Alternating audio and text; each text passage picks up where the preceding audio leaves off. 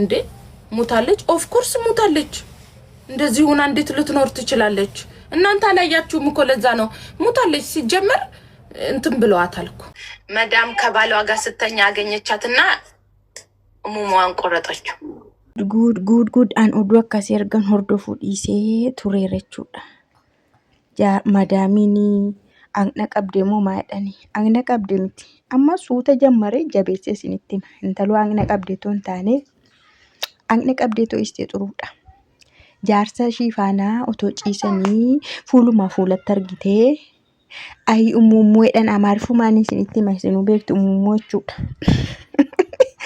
imumuu hin garrazamten se'ina imumuu hin cicciramten se'ina kan dura agna qabamteerra tokko nafne an irraa qorqiteedhan irraa soqteedhan hin basharte bashir baqa irraa qorqiteedhan umumuu wayne mucattiini lubbuudhaan illee hin jirtu jedhan ageessaniittu mucayyoon hin duuteedhan amma gaa tokkoon sinitti akkamitti dubbiin kun akka dhufe sinitti machuudha nagaan sinii baata'u kabajamtoota hordoftoota kiyyaa akkam jirtu nagaa keessanii ani baay'ee nagaa koo galsa waaqaa ta'u nagaa jiraattanii egaa wanti kun waan baay'ee rakkisaadha jechuudha dubbiin taaptaabii kun dubbiin miira keessa galuu kun dubbiin dhiiraa kun baay'ee rakkisaadha jechuudha yaa'u hiwooti nama dabarsiisa beektu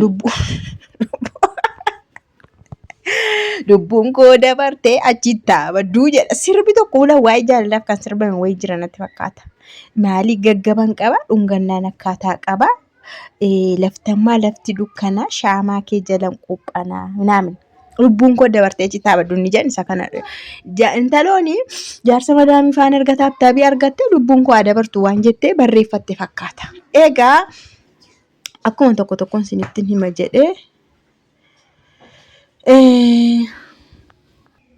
hin shakkite jechuudha madaamiin hojjettuu ishii kana baabaatti hin shakkiti yaa'u hin beekama jechuudha waan tokko mana keessa jiru namatti hin beekama jechuudha taatee wayyoo jiraate sirriitti hin beekama normaalii sitti hin ta'u jechuudha hin shakkiti isa booda maal gooti araboonni taaktikii garaagaraa qabu jechuudha.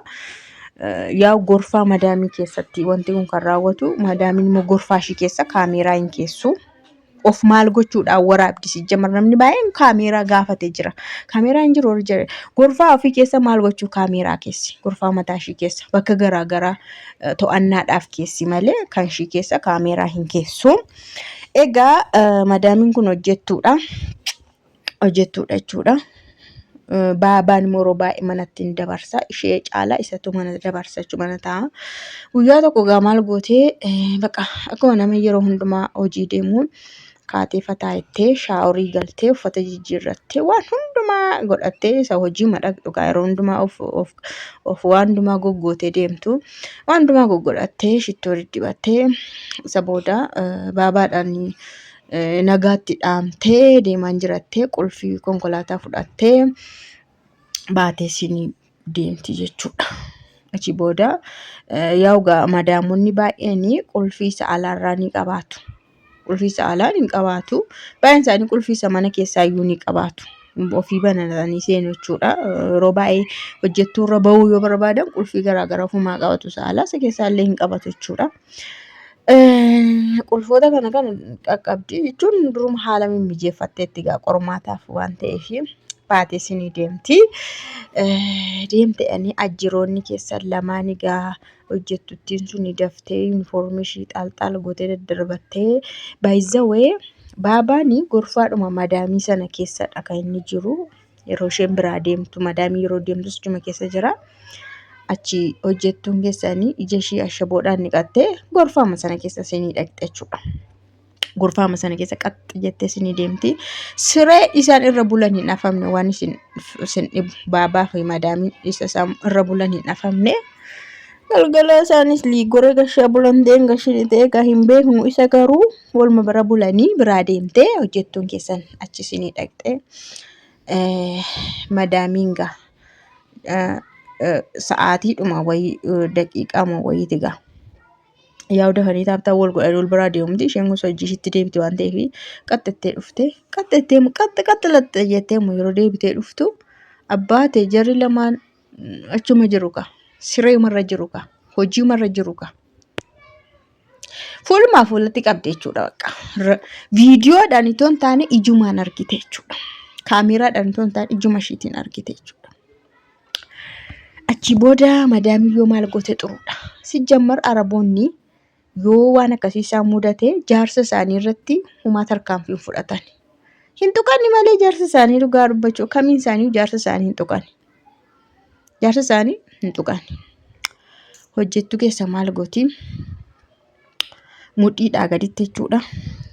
Daabboon hin garrazame, daabboon hin irraa kukkutame, daabboon hin ijoollee warri viidiyoo argan dhugaa dubbachuudhaa fi argan baay'een isaanii jedhanii iyyaa jiru jechuudha. Jechuun baay'een nu azansiiste warri jedhanis jiru. Jechuun akkanatti daabbootti taphatamuunsaa mucattiin lachumaan hin duuteedhaan. Najjeeste ambar miila sirraa kuttee mudhiidhaa gad garuu maleetti taphattee bakka mucattiin duuteedhaan. Injirtu jedhan kun gisamni ani jara kanarraan dhagee akka jirtu laayif irra ta'anii haasa'u. Hin soban gala kakatanii fi ijoolleetti mochuudha kakatanii. Ijoolleen baay'een viidicha ilaallee ijoollee baay'ee warri viidicha argine midhaan nyaachuu dadhabneedhaan warri midhaan fa'aa nyaanne jiru jechuudha. Kanaaf madaamiin keessa akkanatti hinkit gootee kukkuttee waan barbaadde gootee lubbuu ishii baasteedhaan akkanatti jechuudha. Ajaa'iban jedhee dhugaa dubbachuudhaaf amma baay'ee hojjettutti Ugaandaadha jedhan asitti naa qabadhaagaa Ugaandaadha jedhan lammii Ugaandaa ta'edhanii garuu baay'ee tokko difratee ajaa'ibaa qabu jechuudha. Ani madamma akkas gooteen jedhu mana ishiitti. Nama ati hojjettuudha ta'e miila iksiifattu Araboonni baay'ee miila si iksiifatu bakka. Miillaa gaditti kan si ilaalan waan ta'eef namni ati miillaa gaditti ilaaltu tokko ol ka'ee siree keerra yeroo ciisu irsa kee faana maal of goota? Sixxiyyuu of gochuu hin danda'ama jechuudha. Jechuun poozishinii isaatiidha. Fakkeenyaaf namni akkamituu hiriyaa kee fa'aa nama si madaalu jechuun namni garuu akkaataa ilaalchaatti hin jedhu akkas ta'e amma tokko mooraaliidhaaf gaariidha jedhama. Garuu nama ati shintibeetii dhiqsiifattu, nama ati udaan miiccisiifattu tokko ufee siree keerratti akkasuma godhu madaamiin of qabuu hin dandeessu bakka. Of qabuu hin dandeessu siniin jedha. Seerri baay'ee madaamitti waan godhu tokko illee hin qabu dhugaa dubbachuudhaaf.